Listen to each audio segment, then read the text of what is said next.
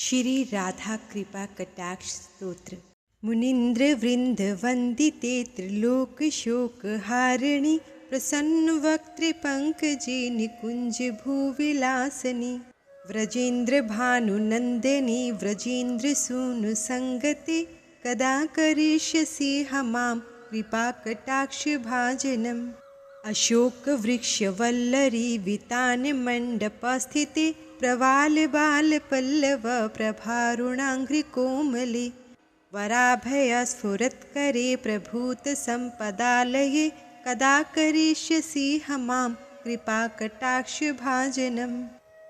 अनंग रंग मंगल प्रसंग भंगुर्भ्रुवां सविभ्रमं समं भ्रमं दृगंत बाण पातने निरन्तरं वशीकृत प्रतीत नंद नंदन कदा करिष्यसि हमां कृपा कटाक्ष भाजनम्। तडित सुवर्ण चंपक प्रदीप्त गौर विग्रहे मुख प्रभा परास्त कोटि शारदेन्दु मंडले विचित्र चित्र संचर चकोरिशावलोचने कदा करिष्यसि हमां कृपा कटाक्ष भाजनम्। मदोन्मदाति यौवने प्रमोदमाने मंडिते प्रियानुराग रंचिते कला विलास पंडिते अनन्य धन्य कुंज राज्य काम केलि कोविदे कदा करिष्यसि हमां कृपा कटाक्ष भाजनम्। अशेष हाव भाव धीर हीर हार भूषिते प्रभूत शात कुंभ कुंभ कुंभी कुंभ सुस्तनी प्रशस्त मंद हास्य चूर्ण पूर्ण सौख्य सागरे कदा करिष्यसि हमां कृपा कटाक्ष भाजनम्। मृणाल वाल वल्लरी तरंग रंग दोर्लते लताग्रलास्य लोल नील लोचनावलोकने ललल लुलन मिलन मनोज्ञ मुग्ध मोहिनाश्रिते कदा करिष्यसि हमां कृपा कटाक्ष भाजनम्। सुवर्ण मालिकांचित्रिरेख कंबुकंठगे त्रिसूत्र मंगली गुण त्रिरतन दीप्ति दीधिते सलोल नील कुंतल प्रसून्न गुच्छ गुंफिते कदा करिष्यसि हमां कृपा कटाक्ष भाजनम्। नितंब बिंब लंब मान पुष्प मेखला गुणे प्रशस्त रतन किंकिनी कलाप मध्य मंजुले करिंद्र शुंड दंडिका वरोह सौभगोरुके कदा करिष्यसि हमां कृपा कटाक्ष भाजनम्।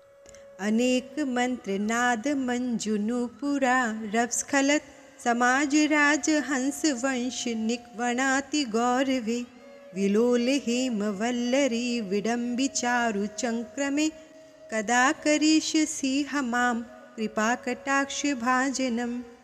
अनंत कोटि विष्णुलोक नम्र पद्मजार्चिते हिमाद्रिजा पुलोमजा विरिंचजा वरप्रदे अपार सिद्धि रिद्धि दिग्ध सत्पदांगुली नखे कदा करिष्यसि हमां कृपा कटाक्ष भाजनम्। मुखेश्वरी क्रियेश्वरी स्वधेश्वरी सुरेश्वरी त्रिवेद भारतीश्वरी प्रमाण शासनेश्वरी रमेश्वरी क्षमेश्वरी प्रमोद काननेश्वरी व्रजेश्वरी व्रजाधिपे श्रीराधिके नमस्तुते इतीदमद्भुतं स्तवं निशम्य भानुनन्दिनी करोतु संततं जनं कृपा कटाक्ष भाजनम्।